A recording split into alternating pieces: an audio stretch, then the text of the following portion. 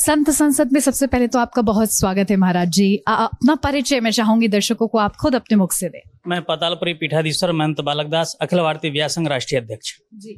महाकुंभ का आगाज इस नए साल के साथ हो चुका है। कितना ऐतिहासिक ये महाकुंभ होने जा रहा है, क्योंकि तकनीक से भी जुड़ रहा है। सीएम योगी आदित्यनाथ के नेतृत्व में जो तैयारियां हैं वो आपको कैसी लग रही? निश्चित रूप से जिस प्रकार से कुंभ की मर्यादा के साथ साथ जो वहाँ की भव्यता है, दोनों चीज़ों को दिया जा रहा है। क्योंकि हमारे यहाँ पहले देखा जाता था, गाँवों में भारत की संस्कृति को देखा जाता था और जिस प्रकार से शहरों को भव्यता के रूप में देखा जाता था। लेकिन आज जो है जो स्थिति है वो कुंभ में जिस प्रकार से भारत की संस्कृति और साथ साथ जो भव्यता है वो दोनों दिखाई दे रही हैं। और क्योंकि ये जो सनातन धर्म का महापर्व माना जाता है और साथ साथ में जब राजा एक संत हो तो फिर उसकी भव्यता और बढ़ जाती है। जिस प्रकार से मुख्यमंत्री स्वयं वहां पर जाकर के और रात्र में वहां विश्राम करके अखाड़ों के साथ जुड़ते हैं और अखाड़ों के लोगों के साथ वहां पर बैठ करके चर्चा करते हैं। एक एक कैंप में जाकर के जिस प्रकार से वार्ता करते हैं, जहां 10 से 12 15 पीपा पुल बनाए जाते थे, आज 30 से 35 पीपा पुल बनाए जा रहे हैं। तो न कहीं से भव्यता दी जा रही है और इससे केवल भव्यता ही नहीं है, साथ साथ लोगों का उसमें बिजनेस भी जुड़ा हुआ है। चाहे वो फ्यूल वाला हो, चाहे नाका वाला हो, चाहे वो कार वाले हों, चाहे कोई भी किसी भी क्षेत्र के लोग हों, तो इससे लगता है भारत की इकोनॉमी भी बढ़ेगी और साथ साथ जो पूरे विश्व में एक अलग जगेगी कि नहीं भारत की संस्कृति क्या है, उससे लोग लुभावन होकर के भारत की ओर बढ़ेंगे और भारत की उस भव्यता को, उस दिव्यता को देखेंगे।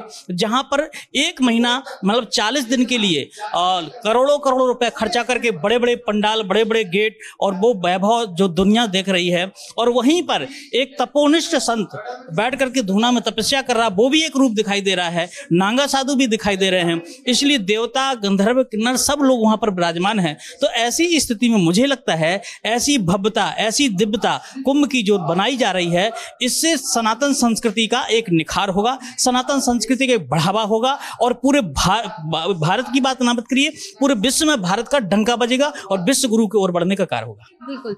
समुद्र मंथन की ये गाथा युवाओं को जानने के लिए और हर किसी को जानने के लिए क्यों जरूरी है और कितनी जरूरी है? देखिए, समुद्र मंथन का तो एक बहाना है। जिस प्रकार से कहते हैं कुंभ, जब ये समुद्र मंथन हुआ और उसमें अमृत निकाह और लेकर के भागे, देवताओं में संग्राम हुआ, बूंद गिरा, ये सारी चीजें ठीक हैं, ऐतिहासिक हैं और हमारे क्योंकि शास्त्रों की चीजें हैं तो हम उनको निगलेक्ट नहीं कर सकते हैं, उनको अलग नहीं कर सकते। वहीं से हम बंधे हुए हैं, वहीं से हमारा शुरुआत हुआ। लेकिन धीरे धीरे जैसे कि शुरू में ब्रह्म निरूपण धर्मविद वर्ण है तत्व विभाग, कहे भगत भगवंत कहे संयुत ज्ञान विराग, वहां पर ब्रह्म चर्चा होती, ब्रह्म तत्व पर चर्चा होती थी, वहां पर संध्या वंदन संकीर्तन होता था, कथाएं होती थी।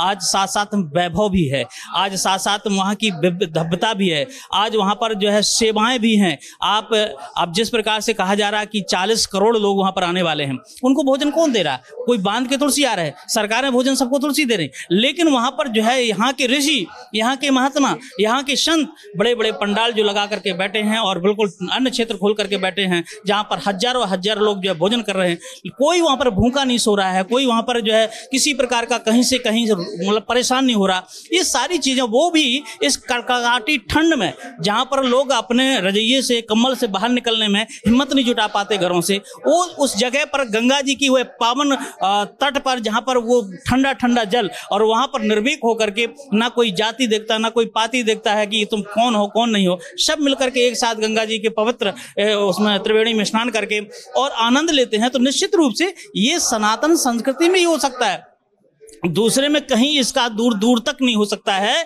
और लोग भले ही कुछ कहें कि सनातन संस्कृति में भेदभाव है, लेकिन सबसे ज्यादा अगर कोई अपनाने वाला धर्म है तो वो सनातन धर्म है और इसी धर्म से सारे लोग निकले हुए हैं, इसी से सारे लोग समाहित हो जाते हैं।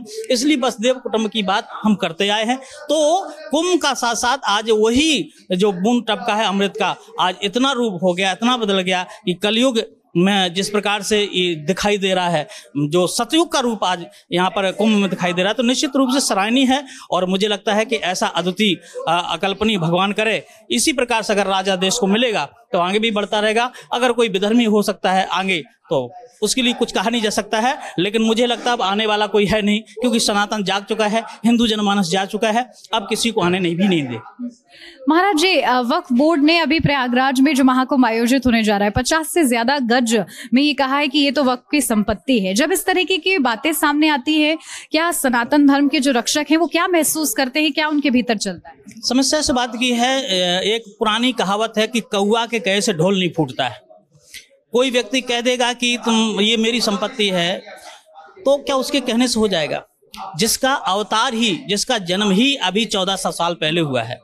हमारा कुंभ आज से नहीं लगता है, गंगा जमुना सरस्वती आज से नहीं बह रही, करोड़ों वर्ष बीत गए, हजारों नहीं करोड़ों वर्ष बीत गए, जहां पर उस धरा पर जो है गंगा जमुना सरस्वती बह रही हैं। उसकी पवित्र पावन कड़ पर, गंगा जी के कड़ पर विराजमान सब लोग जो है जाकर के शास्त्रों में जो वर्णन है, चाहे वो स्कंद पुराण हो, चाहे वो कुछ 18 पुराणों में से या चाहे वेदों में से, जो भाई करोड़ों वर्ष पुरानी वेद हैं, उन सारी चीजों में जो वर्णन है, तो उनके कहने से क्या हो जाएगा? बिल्कुल महाराज जी, संत के और कहीं ना कहीं सनातन के रक्षक होने के नाते, क्योंकि सनातन की जड़ें बहुत मजबूत है, लेकिन आने वाली जो पीढ़ी है, आप उसको क्या संदेश देना चाहेंगे?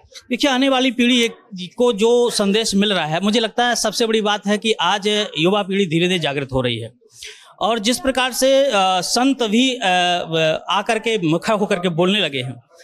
आज के समय में और आज के 20 साल पहले की जो स्थिति थी वो दूसरी थी।